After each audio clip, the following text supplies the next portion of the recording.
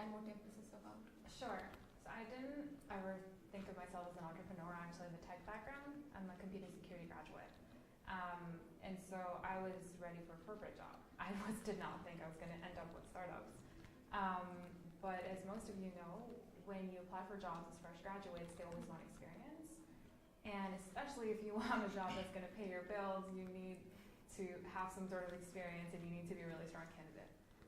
And so what I would do is so I used to be part of student government during my first years of college, and I was very involved in student activities. But in my final year, I decided to get work experience. So I had started working with 2 startups at DTech, which is right next to my university. And one was a tech position, and the other one was digital marketing. And these were 2 areas where I thought, okay, marketing is something I really enjoy. I don't have to put a lot of effort into it. And tech is just something I want to improve in, and I want to get that experience. And so very different startups, very different natures. And so that was how I got started. And during that time, I also loved writing. So The Tempest was actually a media company. And how that came into being was summer of 2016, I was in Saudi, and I was on Facebook, and I came across this very clickbait article. And so when I went on that article, I'm like, wait, this is about third culture kids. And I have never read a piece where I can relate more to it. And so I went onto the website and I started binging on the pieces. What do you mean by third culture kids? So my parents are Pakistani, but I was born and raised in the Gulf. Mm-hmm. And so when I go to Pakistan, I don't really feel like that connection, but at the same time, if you're a Gulf kid, you're not really a local here. And so third culture kids are kids who have this mix of 3 different cultures. So the region you've been born and raised in, a mix of your parents' culture, and the place that you're living in. And so it's like an amalgamation of 3. And so that's what I read about. And then I started binging on articles, and I realized I love this website. I love their content, and I want to be part of it somehow. And so they had this fellowship program, which was essentially a mentorship program, a remotely based internship. And Hi, excuse me, sorry to interrupt, but would you like to drink some coffee here? Black coffee, no sugar. 1 sugar. Okay. 1 teaspoon, yeah. Thank you. So essentially I would read their articles, and then I wanted to join the team and somehow just contribute to them, no matter in what capacity. Mm-hmm. And so I joined the editorial fellowship program, and during that program I would just suggest projects. So I'd be like, hey, you work with analytics, but you don't really have a dashboard, so why don't I just make it for you? And so I would suggest different projects and just go on and do it. I wouldn't wait for them to be like, hey, do this. I was very proactive. And so at the end of the program, and this is where I had 1 semester remaining, and at that time I had job offers from the 2 startups I was working with and some corporates that I had applied to. And I was ready for that when Leila, who's the founder and CEO, it was a very, very random, unexpected call. So we're just catching up and we're talking, and she asks me if I have anyone in mind for a tech co-founder, because investors want someone with a tech background, and she's looking for one. And I was like, I don't really know anybody, but if they have tech questions, I have a tech background, so they can ask me. And so she thought I would pitch myself, but because I never saw myself as that, I didn't. And so she just directly asked me if I wanted to be co-founder. And you know that moment where you think, this is as good as life gets? That's essentially what I thought had happened. And so I didn't even have to think about it. I was just like, okay, yes, this is the best thing that could have ever happened to me. Why was it such an easy decision for you at that time? Was the idea already fully I love the fledged? culture of the company. Okay. So this was an existing company? It had started a few months earlier. So they launched in April 2016 in South by Southwest, which is when they rebranded. And it was at the early stages still, and when it started becoming known as The Tempest. And what The Tempest does is it's a digital media and tech company, which brings forward the stories that you don't always get to hear, right? So it's a platform, it's a community, it's the go-to platform that millions of women around the world go to inform themselves, to feel like they belong. And so it started off with articles about stories and culture and religion and identity, and grew from there to having, as the audience started growing, the topics and content started pivoting. And so from there, and having 2 sections, to having 8 different channels that cover everything from tech and entrepreneurship to pop culture, to news and politics, to social justice, to everything and anything. So whatever, when it comes to content, went from there to having videos to having podcasts. And so multimedia company, think of it as BuzzFeed, except we're growing way faster than we did at our stage. So that happened, and then that was initially the starting point, but from then to, I was supposed to go to DC and essentially move there because the company it's an American startup. But I pushed Leila and we basically brought it to the Middle East because we had quite a big audience here in the UAE and in Saudi. And if you have an audience and no one is doing content like you're doing, if you're familiar with startups, you know that that's the perfect sort of marketplace or the perfect point for you to actually begin. And so we registered the company here, and from there to now has been a completely different journey. Because I thought registering the company and getting it done was all, that was to it. But over the past 2 years, we've had so many different experiences where registering is just the first step. Yeah. And so there were a lot of, I initially joined as a CTO. And as time started moving forward, I realized my core strengths were different. And I became transitioned to the COO role, which was something I had been doing.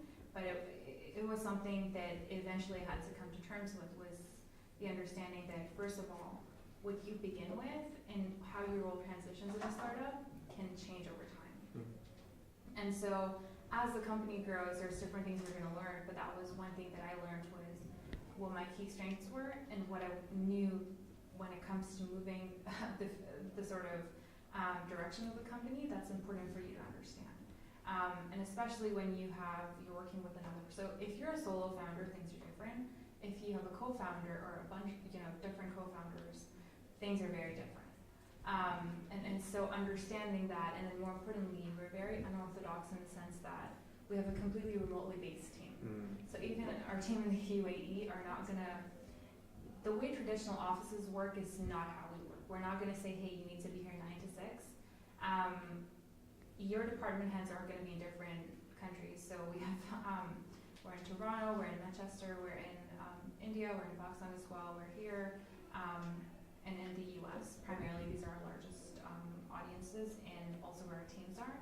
And so if your department head is not in the UAE, I don't need to see you sit there and work for me to know you're working. I'm not dealing with the person at the end level. And so because of that, I think it's important to realize that I think the culture of how our startup works is different.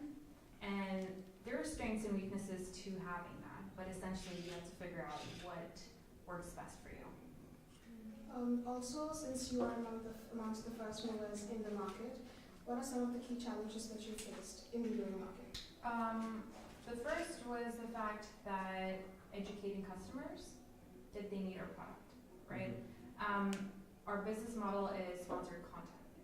And so what we've realized is that the first problem is, thank you so much. Print is still trying to play catch up when it comes to online. And so most of the bigger print publications will not have a strong online presence. They're not really, they haven't been able to pivot and really tap into millennials and Gen Zs more importantly. And millennials have more purchasing power than older generations, but Gen Z has even more purchasing power than millennials at this point, right? And so being able to tap into both of these has been something that I think media companies here are still working on, and also the type of content that they do. So those are two things.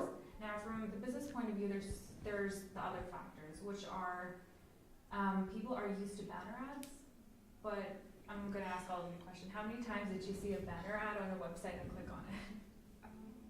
No. Did you ever just see a banner ad and think, hey, you know what, I need to buy this product based on that one little square?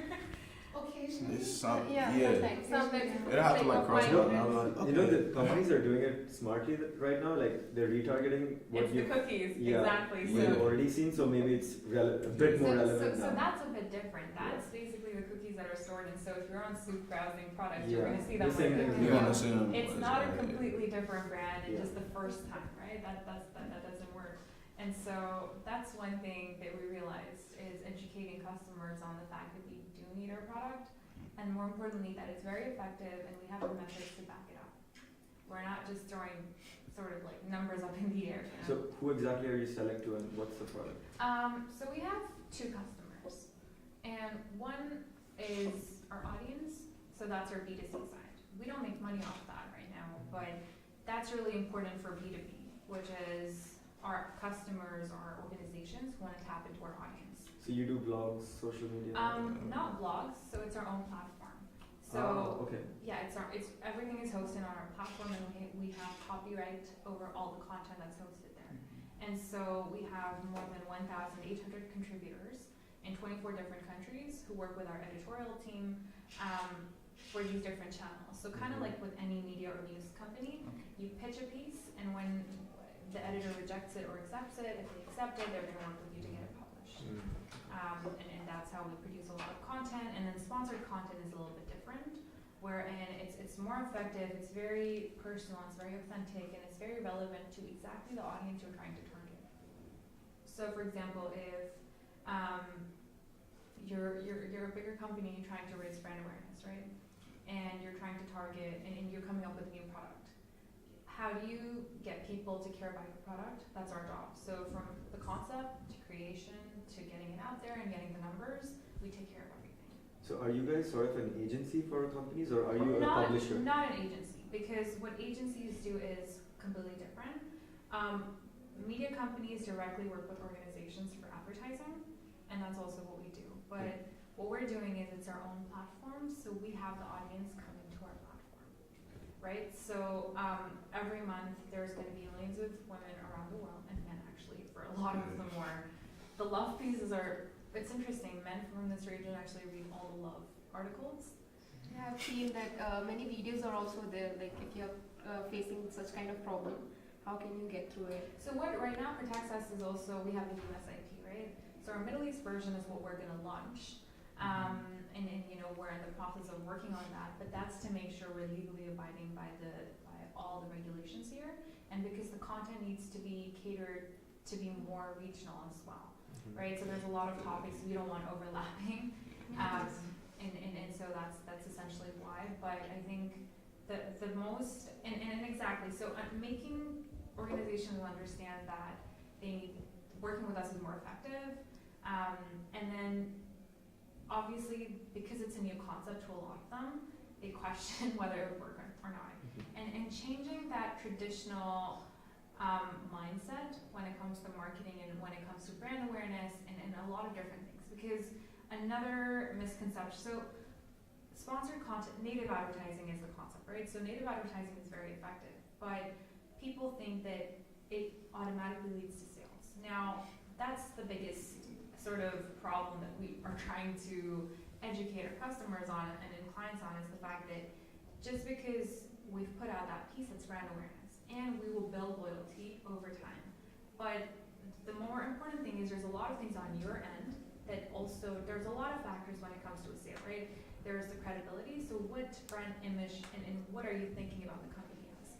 If there's a great piece, but you click from the piece to a website, and the website is very iffy and looks wonky, and you're not able to really understand, you're automatically going to be like, okay, I'm not going to spend more time on it. So there's a lot of other factors that come into play. So making them understand that is also pretty important. So you guys have a website that's your product, or yes. app, or? So there's different product types. There's articles, there's videos, there's newsletters, and then there's a lot of other. There are some projects that we're working on that are more tech intensive in terms of machine learning, in terms of how customized it can be. But those we're going to be launching next year. Okay. But your distribution channels is mainly social media. So our socials, exactly, and our website. Okay. So what sort of like conversion rates have you seen an increase in for people who advertise with you compared to just general? We had one of our clients who had just come up in the market with halal cosmetics or breathable, cruelty-free, vegan nail colors, and they gave us access to their dashboard, and this is obviously just for internal, for us to be able to measure metrics and do case studies on. And so they saw 200% growth in their socials. They actually had a direct increase in their sales after a video that we did with them, and we did a sponsored article and a giveaway. And so all of that tied together, they just saw increase. And then we have another company called Pads, which is feminine sanitary products that are reusable, and they're very eco-friendly and sustainable. And so their problem was they were able to target a very specific sort of demographic, but what we helped them do is tap different demographics that they were not able to get access to. So Southeast Asian women, they actually started getting a lot of orders from Pakistan, from India, from the UAE, and from the UK, and they got access to a very global market, which previously they were not able to do. And they've seen growth from tens of thousands of users to hundreds of thousands. And over time, from the first piece that we did with them to how we do now, they've seen that exponential growth. And that's been one of our most successful projects, because Layla got them on board when essentially we were just starting off. And so there to how we are now, they've in a way grown with us. And that's been really, that's been one of our most successful campaigns as well. So again, having case studies is very important, right? So initially, and that's something that you should also keep in mind is, if it's B2B, case studies and metrics and data is extremely important, and obviously making sure you set KPIs and metrics where you're improving constantly. Even if your client is happy with the growth, you have to be more ambitious in terms of, hey, so if these were the metrics for our last campaign or our last project, this time we want to go above and beyond that, right? So do that even for your internal teams, and that's how you're constantly going to keep improving, is because you're being more ambitious, you're not just kind of staying stagnant. That's really important. Okay. So that's what Tempest. These are the startup companies. Just call me Mashal, don't call me that. Okay, Mashal, sorry. So again, these are the startup companies. We had Eureka in October itself, and they won. Their ideas were really amazing. So now we are giving them time to build up their company and all. Okay. So, ma'am, any problems now? Yeah. So since you said that you've got both B2B and B2C, which similarly applies in my case as well, how different is your approach with regard to the two? It's really different, because B2C is our audience, they're our readers. So, and they're very smart.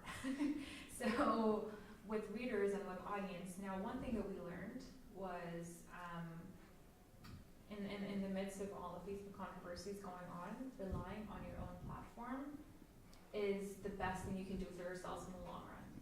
Do not rely on social media just to build your user base. And most companies and most advertisers, if they were using Facebook advertising in different socials, had a very big sort of the algorithms shifting really messed up conversion rates for a lot of different clients, and this is for a lot of different companies. And so being able to navigate that, and obviously having a plan B and C. So if you're not getting engagement on your regular posts, how do you kind of counter that? How do you make sure there's more people and increasingly growing that are coming to the platform? And so we had to kind of find ways where we started posting, and we kind of growth hacked that. So we started posting different types of content and testing out what would do better. And obviously with different channels, so if we know there's a certain type of, with B2C the approach is, you want to understand what people want to read about, but also sometimes you need to tell them what they need to read about. It's not always what interests already exist, sometimes you got to create that, right? So there's that, and then there's also trends. So when something is kind of going viral or trending, at what point of time is it best to capitalize on that, and at what point of time are you wasting time by jumping on board? Understanding that is really important, and so using tools that will help you understand trends and will show you is the growth sort of, is it going to keep growing, or is it just going to die down? Because you don't, as a startup, you've got limited resources, right? So you don't want to spend time on, you essentially don't want to waste time if it's not going to be of any use. So understanding that, and so for B2C, again, because it's very different and we're not really selling anything, we're just producing content that people want to read.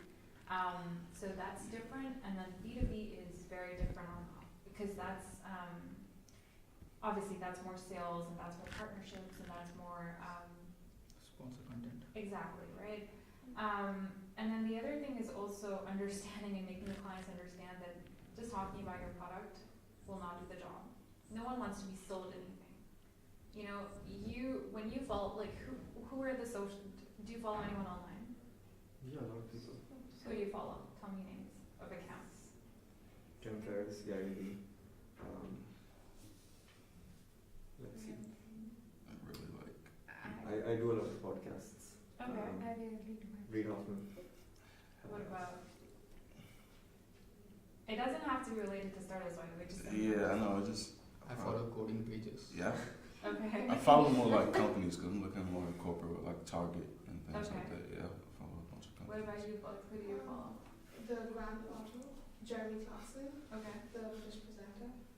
So, one thing that I've realized about marketing is that you don't want it to be right into the face. That's what people don't like when it's being repetitive. You want it to be subtle at the same time, get your message across. And something that leaves them with a thought. So you don't give away all the details. You gotta place yourself in, one thing that's our strength is, our audience is our team. So we don't have to think about what our audience would want because our team is already very representative of our audience. And that's why you need to have very diverse teams because it's really important for different perspectives. Obviously, and we love when people have different, we can have and we do have people in our team who have different opinions on the same article. And so we will encourage people to write the opposite. So if you don't agree or you do agree with it, share your perspective. We do value that. And that's really important. You've got to encourage that because if you have a team that's just saying, hey, okay, that's a great idea, what happens is sometimes your ideas are really stupid. and they will just say yes to all kinds of ideas. And I think that's something you don't want. You essentially don't want a team of minions. Let's be fair, right? You want people who will push back, who will have their different perspectives and who will challenge you. Because at the end of the day, that is what really, I think, that helps you grow, that pushes you. And when you're brainstorming, That's repeating of it's all good. So, yeah, I kind of lost track of my thought. Yeah, you want. You were talking about brainstorming. Brainstorming. People with different Right. backgrounds. So even when it comes to brainstorming, what happens is there's an art to brainstorm and kind of get thinking, and you're gonna come with stupid, ridiculous ideas, but eventually you will come up with good ideas, right? And that's how it works, is everyone pitches in and just kind of pushing your thoughts out there, and then kind of getting your mind to think that way. So you really gotta factor that in as well. So, question, when you post as The Tempest, do you give your publishers and the people who write your content a voice of their own and to publish as themselves, or do you publish as The Tempest to be seen as So here's how. Do you follow which media companies are you familiar with? Vice. Right, so BuzzFeed and Vice. They have writers that publish and write pieces on their platform, right? It's the same thing with us. We have a platform, but when you're writing, it's with your own name. Yeah. And it's, so there's no The Tempest as the author. You are the author. We just own the copyright and then the ownership of that work. And this is actually how all media companies work, or if actually the majority of them is. And that's why they're their own platform. So when we say it's our own audience, it's because people are coming, and the reason people would want to write for us is they would want that audience to be able to reach them through working with our platform.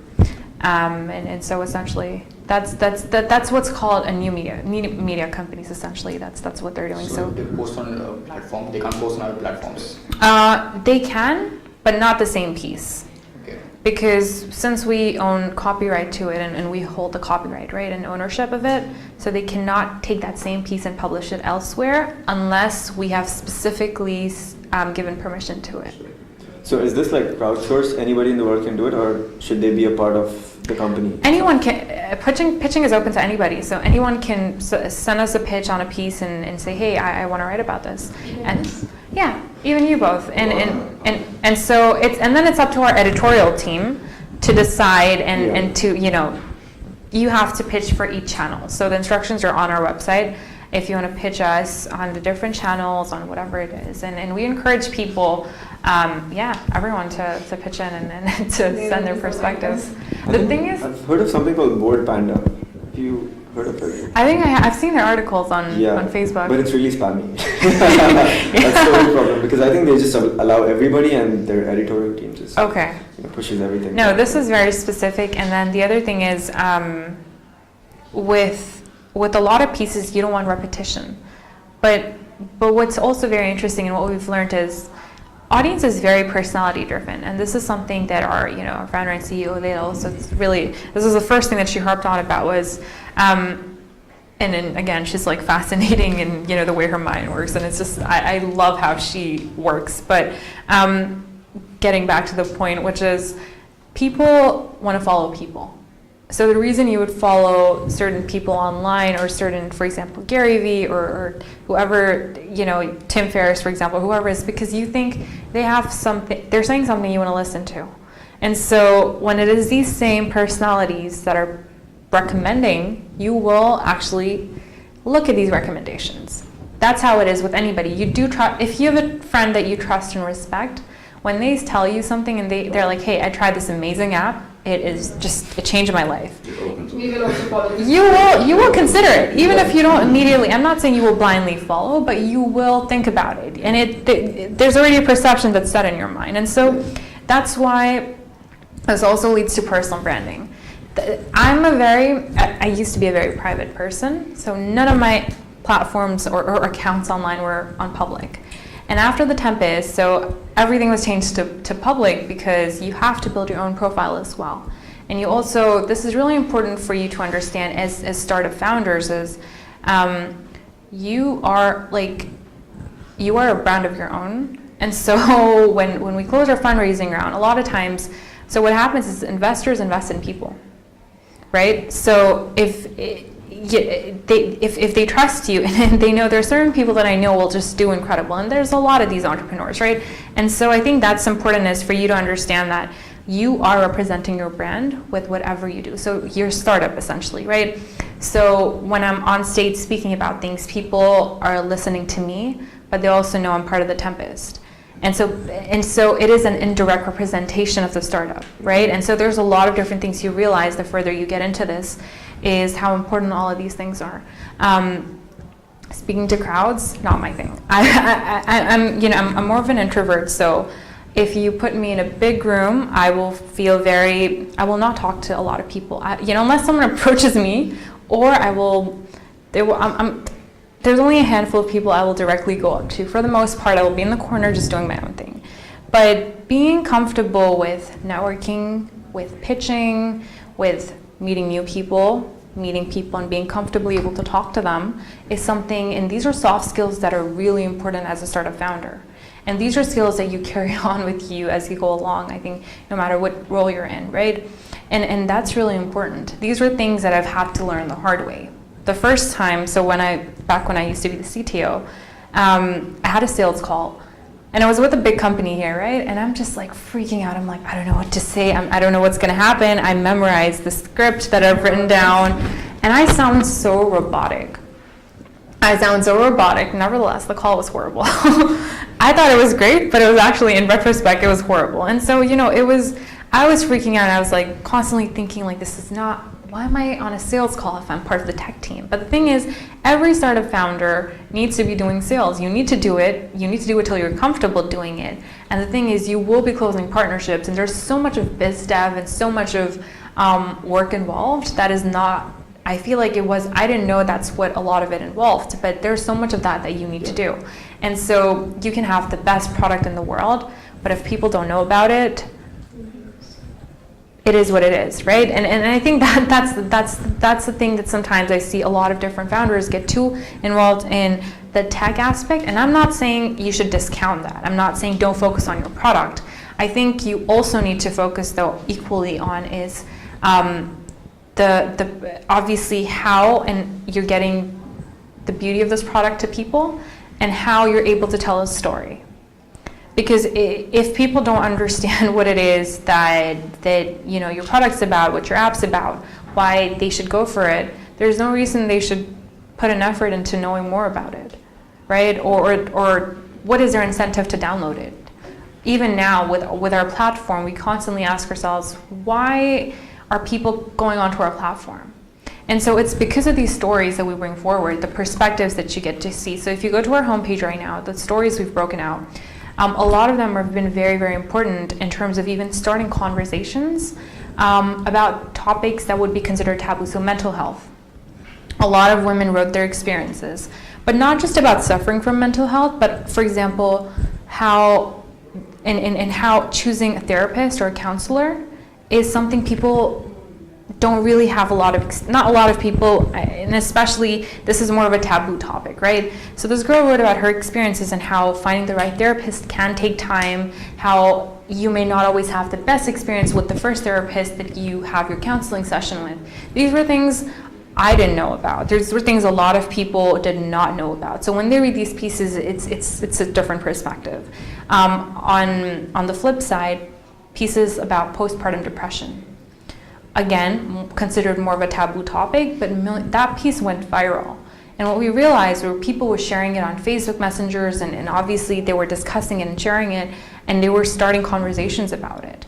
And so you gotta constantly kind of have that balance between, you know, bringing forward really good content, and then also content that people that's gonna make people essentially care about what the writer is saying.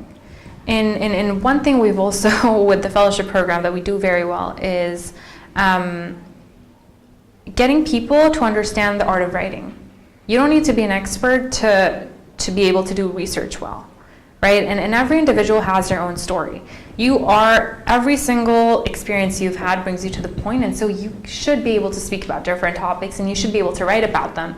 And getting comfortable with doing that and bringing forward your personal story is what makes people also care about your journey and who you are, but also this is how you identify your voice when you're writing. And these are essential skills that you learn over time. What's like the most viral article you guys have written?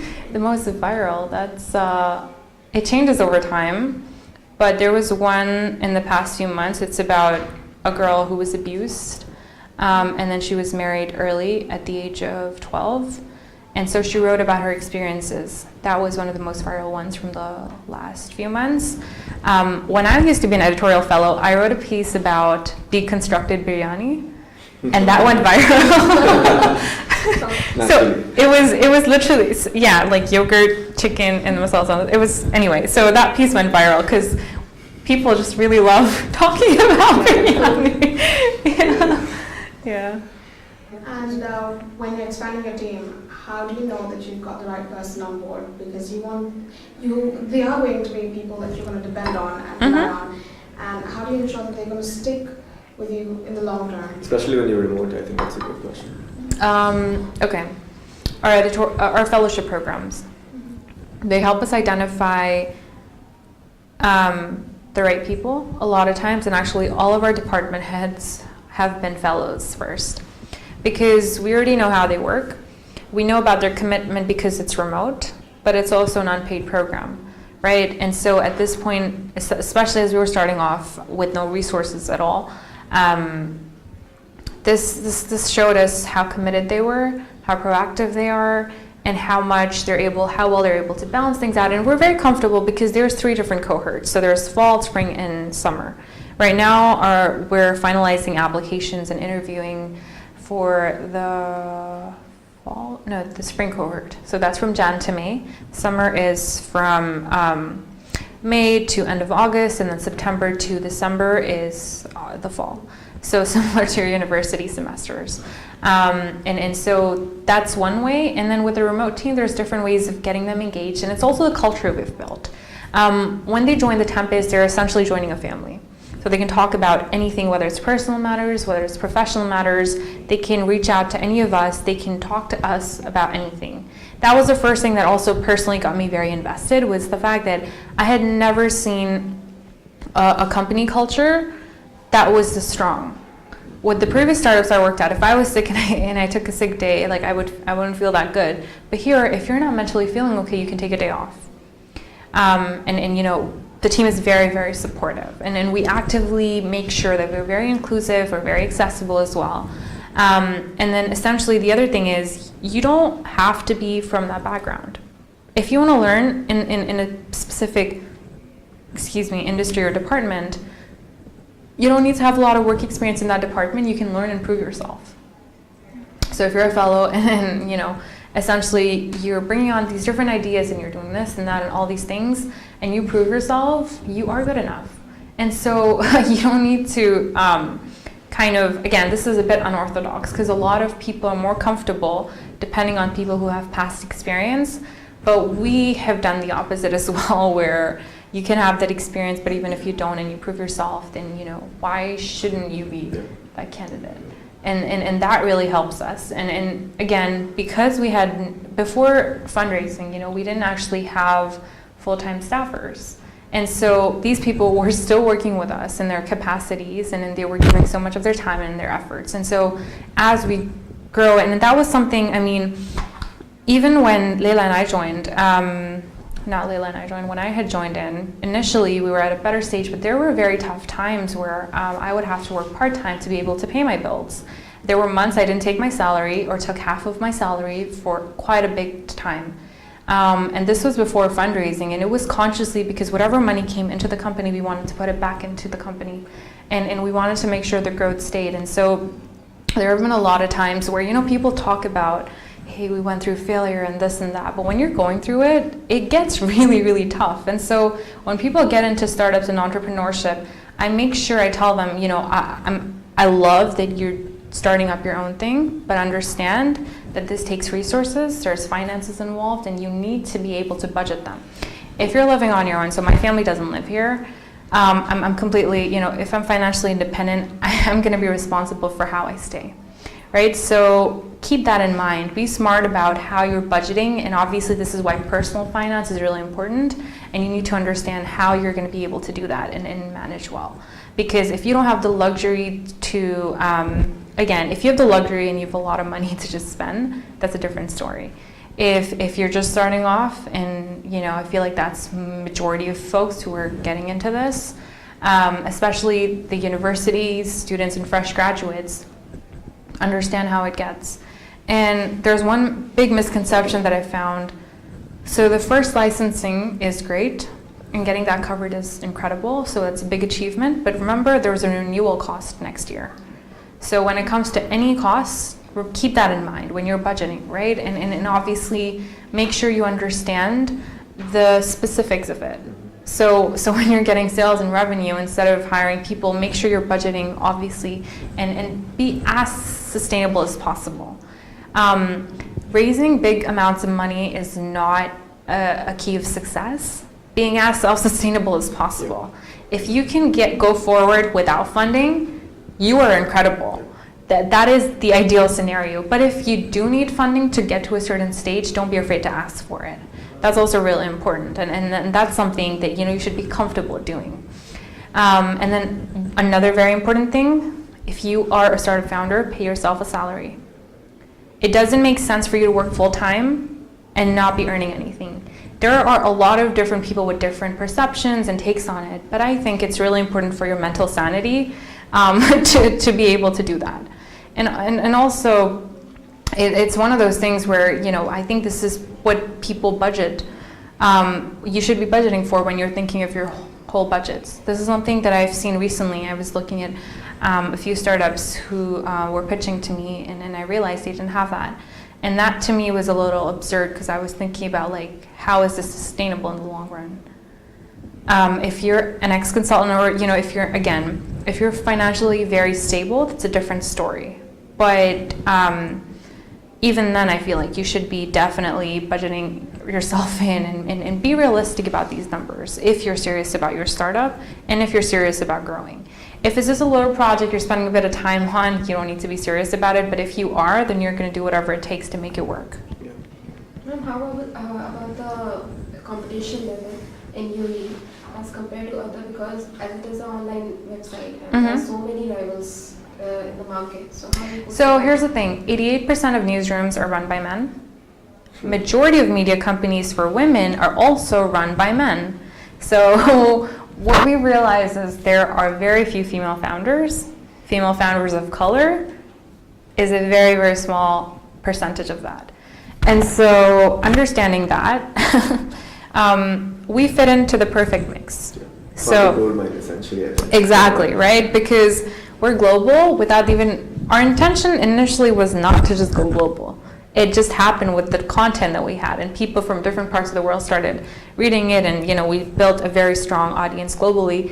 It just happened. And then we realized how a lot of teams struggle with diversity. So with most media companies, one thing that what happens is they talk about, hey, we're so diverse, but as you look at the mastheads, you see majority of them have their C-level, their executive staff looking similar. And it's only these small tokens that they have. And that's something that, again, it completely, that's not walking the walk, that's just talking the talk. And then on the flip side, a lot of companies, we've been smart also in how we studied other companies, right? A lot of them pivoted to video straight up. And then recently, if you've been looking at the news, a lot of companies from Mike to Vice to a lot of different media companies have also downsized in terms of video departments, in terms of editorial departments, in terms of a lot of different capacities. And that's because they haven't been able to, there's multiple factors, but essentially being, obviously understanding the space and then not going all out. I think that's also another thing. So learning from others' mistakes and then being quick to pivot, but at the same time having a mindset and a strategy in mind. Yeah, that helps. Do you guys do anything with regards to influencers? We are working on that right now.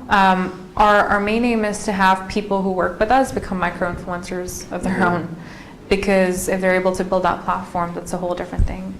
But we have a lot of important people who write for us on our platforms. So from Hollywood directors to women who are on C-level positions in big companies such as GE, to Twitter, to different companies around the world, and a lot of women in these different decision-making positions who have written for us and who are part of our community as well. So there's specifics to that. And then we have a channel called Now and Beyond, which focuses on tech, entrepreneurship, startup, and anything career-related.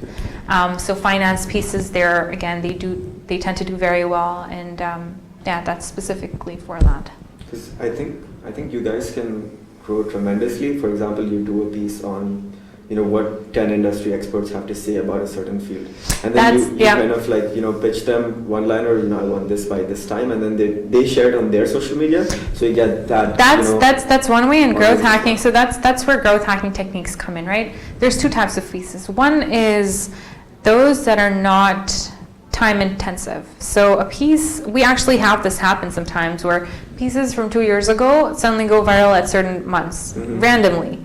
And it's because with the audience, you can never tell. And that's the whole beauty of having content that's sort of ever living, is that you can repurpose and repackage and then publish it, and then suddenly it does so well. Or on the flip side, so the time-intensive pieces such as listicles and certain things, those we publish. For example, if there's a hashtag trending on Twitter, we're going to do listicles on that hashtag.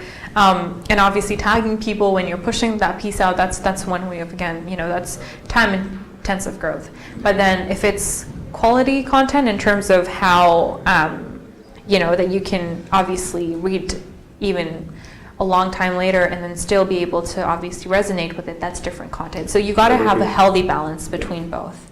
You don't want to be sort of outdated when it comes to not being able to catch up with trends, but also understand what resources you have. Some companies are able to push out pieces minute by minute, right? So there's a headline and then they have a piece on it. With our capacity, we understand that may not always be the best stance for us. So what's something else that you can do is, again, like I said, look at what point of trend the timeline is. And there's tools that help you understand how much, Spike is one tool, for example, where you can actually look at how a certain topic is trending at what time, and kind of shows you the whole timeline. And so looking at that and then understanding how, and if it makes sense for you to take that direction. Do you have more visitors on mobile-based or web-based? Yep, more, I want to say, majority are mobile-based. Okay, so your content is catered towards mobile-based or like? Yes, we're mobile responsive, and we're working to make it more, we're working on our UX and UI, so to focus on that as our primary objective. Because I've heard of the AMP kind of thing where you instantly Yep. Is that enabled on your? It is, yeah. That's super amazing to read. Like it's It's just made it look interesting. What is it about? So essentially, sorry. certain articles, it's called Google AMP. They load like instantly when you click on them. You don't have to wait for like 3 to 4 There was seconds. another platform, Facebook Instant, which is Facebook's native publishing platform. Yeah. So it takes 2 to 3 seconds to load on that. Yeah. But the problem is Facebook. Don't trust Facebook. Don't trust any platform completely. You should go diverse, I think. Yeah, obviously, and build out your sort of niche audiences where you can. So people don't look at Reddit or Tumblr or, for example, Quora, but those are great platforms to build off different audiences, right? So keep that in mind. Some people say Twitter is that, but I can tell you Twitter is very healthy and alive, and hardcore Twitter users are very much using the app, and so I think it's just a matter of perspective. Mm-hmm. I think Facebook is like really powerful as well. Like, do you guys do sponsored ads at all? Yep. So there is this thing recently I read where I think it was from I think Mobile Monkey or something. It's essentially, he's a really famous guy. He does a lot of growth hacking and stuff. So Right. he recently experimented this thing where he had like a political post. It was something about Donald Trump and fake news and Of course. something like that. Right. And he tested this thing where on one hand he mixed two completely non-relevant audiences. So Star Trek and Donald Trump. Yeah, you can target based on Right, on of interest, course. right? So the thumbnail of the article was something based on Star Trek. It was like a meme or something, and the headline was about Donald Trump. And the other article was just about Donald Trump. And the conversion rates were like, I mean, amazing, beyond the roof. And people started commenting with GIFs and this, and I think if you experiment stuff with Facebook, it can be really powerful as well. Yep. So we have experimented to the max. I mean, at any given time, there's at least 20 different tests running on similar, even from audience to every different aspect of it. And that's also one way we've been able to grow our audience a lot, is when you can lower your conversion rate to the minimal most possible rate. I think that's when you've sort of, and that's something, again, that you work with and you only learn after experimentation. So you're right, testing is key to understanding and being fun with how you test, right? So I think, and that's one thing that I wish people did more, is when you put out content, make sure that if you're not going to laugh at what you're posting, don't post it. So do you have page on Instagram? Yes, we do. We're called We Are the Tempest. Because now most of people like to just watch videos instead of reading before So We Are the Tempest, that's our handle on Instagram. Yep. And then we have Snapchat, so every week a different person will take over. How's Snapchat going, by the way? Yeah. I mean, is it still relevant for you guys? It is, and then there's also it is. And so click-throughs are not as strong on Snapchat, but Snapchat still has an audience, and again, it's like any platform, they have their specific audience. GTV? Instagram TV? We're testing that out, so the longer videos on that, but that's something we haven't quickly pivoted to. That's something that we want to take more of our time to see what also would be relevant to put up there, because what we're also realizing is there's different perspectives on this. Some people think that IGTV is very effective, but I mean, how many of you have actually watched videos on IGTV? Yeah, so even Instagram themselves are pushing it a lot by having it in front, but it's not working as well as they expected. So there you go. go. At the end, you as a startup have to test everything and see what works. Exactly. You find your own answers, and that's true with any difference. Because a lot of times, we're also testing out how to get people to also how to publish the same piece on different platforms is a whole different art. Yeah. So if it's an article that you will push out on Facebook, how you push it out and how you market it on Instagram is completely different. How you put it off on Twitter is different. So you have to be specific. Don't be an idiot, and I will say an idiot, because if you are using the same format on every single platform, that's not smart. And in the initial growth phase when you were working, how did you keep the momentum growing? Because it has to be sustained at the end of the day in order to grow. It's very easy to start off well, but then, to keep the drive till the very end is something that you will discover over time? You know, in the start, when we hit small metrics, we'd be so happy. Like when we crossed a certain threshold when it came to daily visitors at any time, like we were obsessed. We'd be sending screenshots and be like, oh my God, yay, this is a new milestone. And now I think about it and I laugh because it's like, wow, I wish times were that simple, right? But the thing with growth is it's also scary. And I didn't realize that, so this year we're also 2019, we're, you know, kind of, if this is what we were, this is what we're planning, right? So budgeting all of that and planning for that. And I realized there's also fear that comes with growth, especially if you're a founder, because what if, right? There's always that.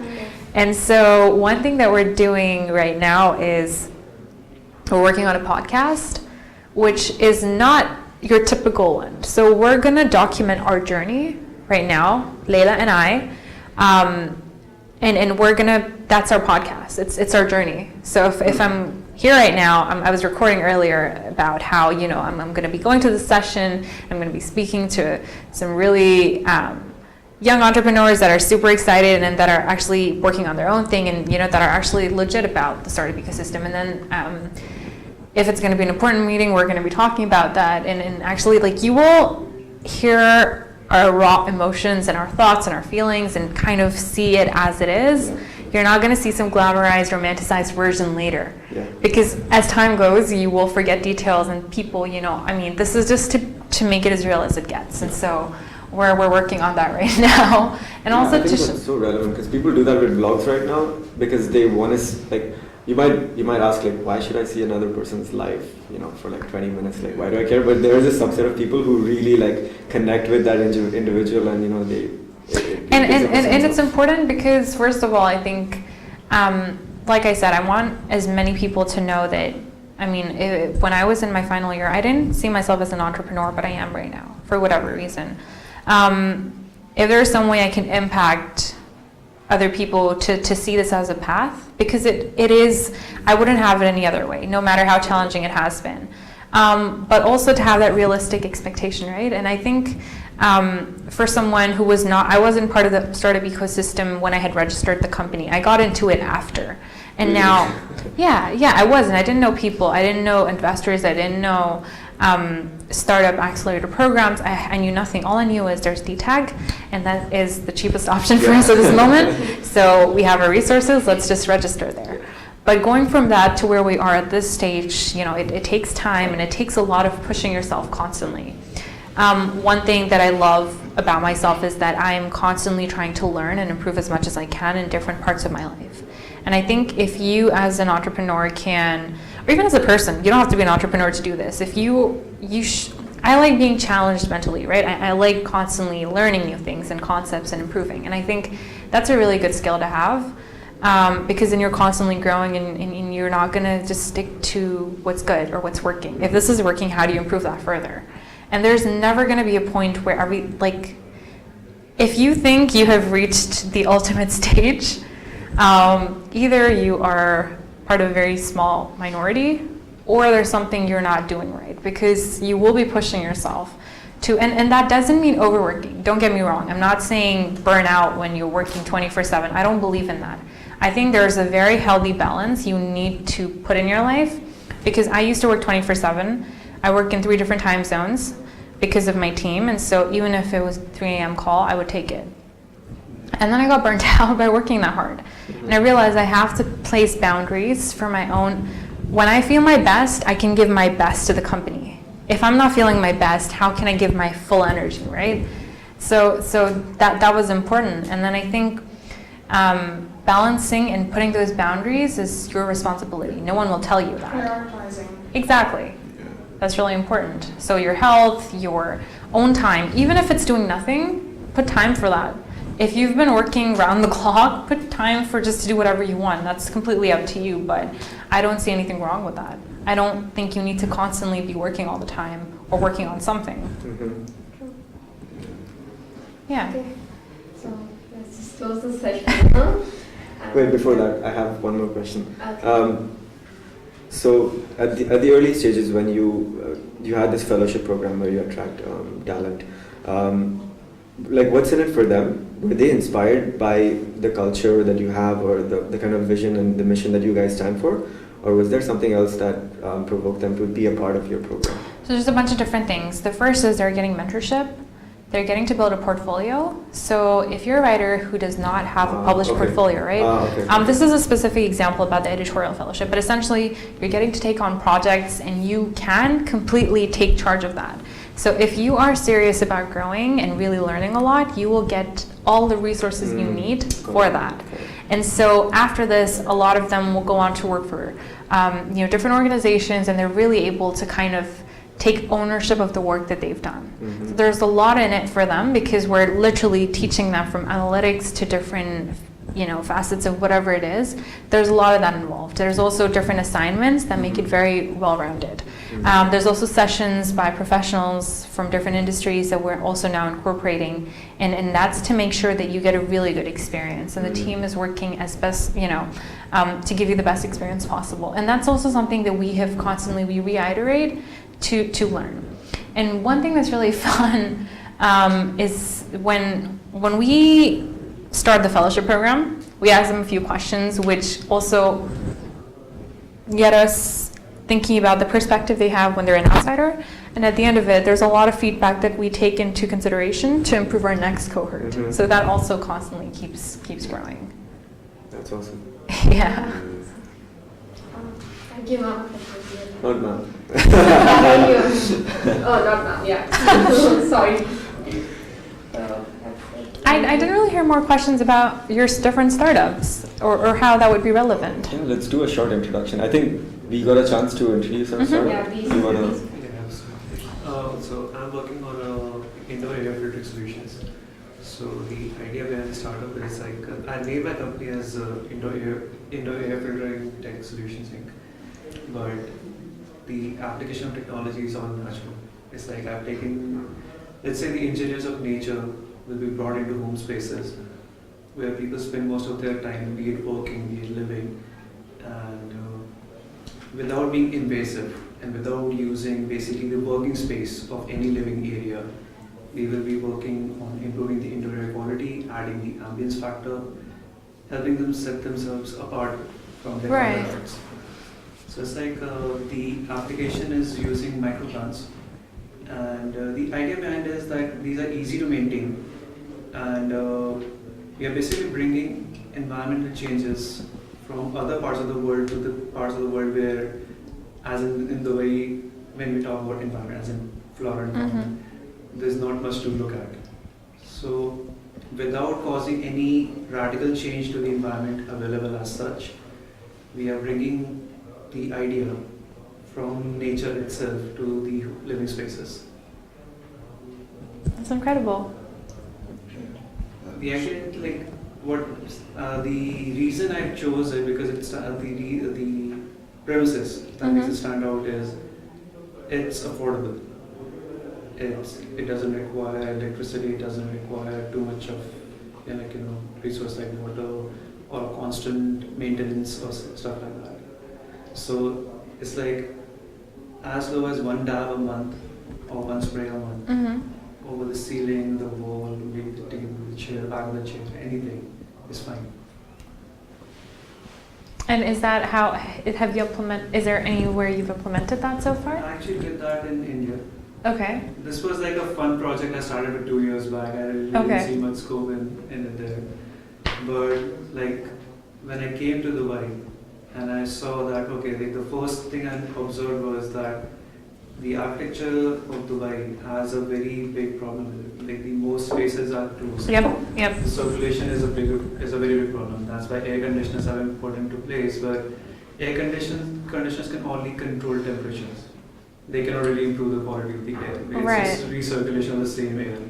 And if you need to improve that, you need to employ like heavy-duty filters. There's cost of installing maintenance and everything.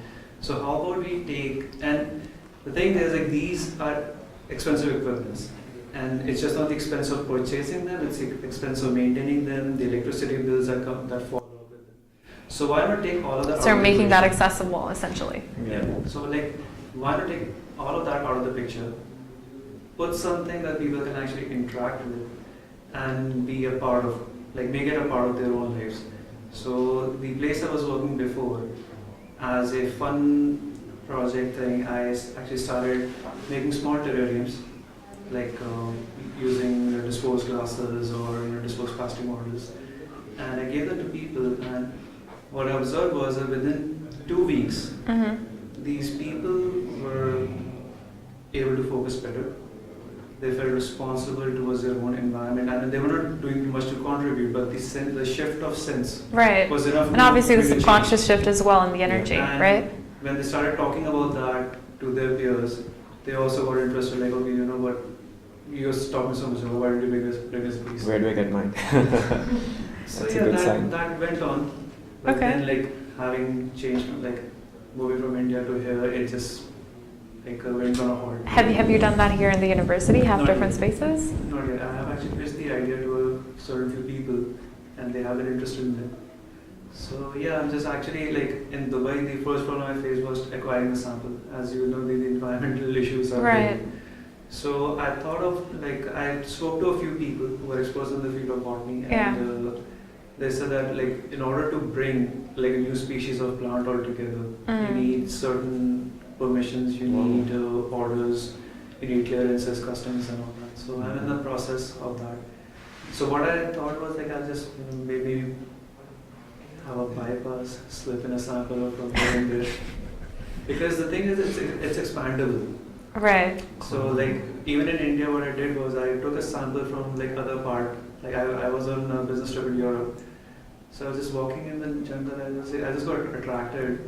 I just picked up a piece. Just randomly walking in a jungle, as most people do. So I just picked up a piece, and I brought it to India, and I saw that I could expand it. So it was just like this much of a patch, expanded, and I was able to distribute it. Do you have photos of how this looks? I'd love to see. I don't have one right now, but I will definitely be, like, It's so collecting interesting. all of that. Yeah, it's like you just put it here and it expands the whole wall. It's like so cool. Like the idea proportion that I used was, like, if I even have a 5 by 5 feet block of it, that piece within this room can produce enough oxygen for 25 people. So wait, so does it just grow on its own, or like how does it? It can grow on its own. That's the beauty of it. Unlike other plants. Like, And how do you stop the growth? This is just like a random weird question, but like, what is it like? That is, like, a part of the project. That is the secret of it. Because I'm thinking of like, I don't know, I was thinking of like Powerpuff Girls and like some random like. But I think you can do that, right? Yeah. Yeah.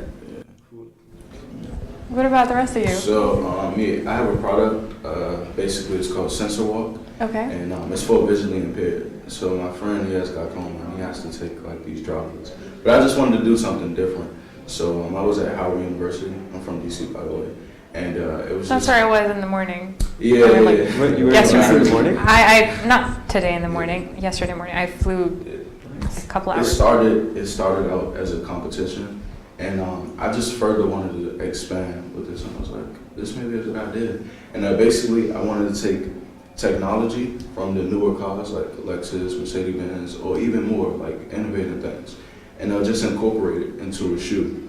My friend, he was getting worried about, he was like, man, if I go blind, I will have to walk, and he had to walk with a smart cane, and he was getting scared, so I was like, we can do something cool, like, we can do something fun, and that's what I did came from.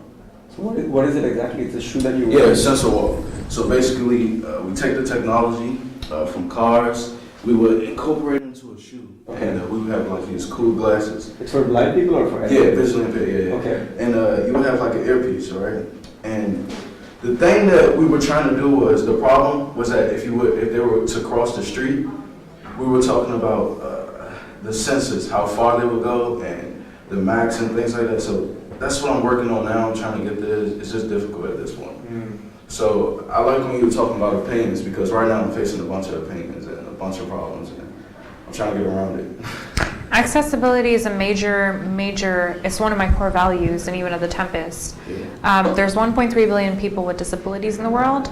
They're the largest minority group in the world. So having products and solutions for people with disabilities is important. It makes sense from a business point of view, and I think that product would be incredible.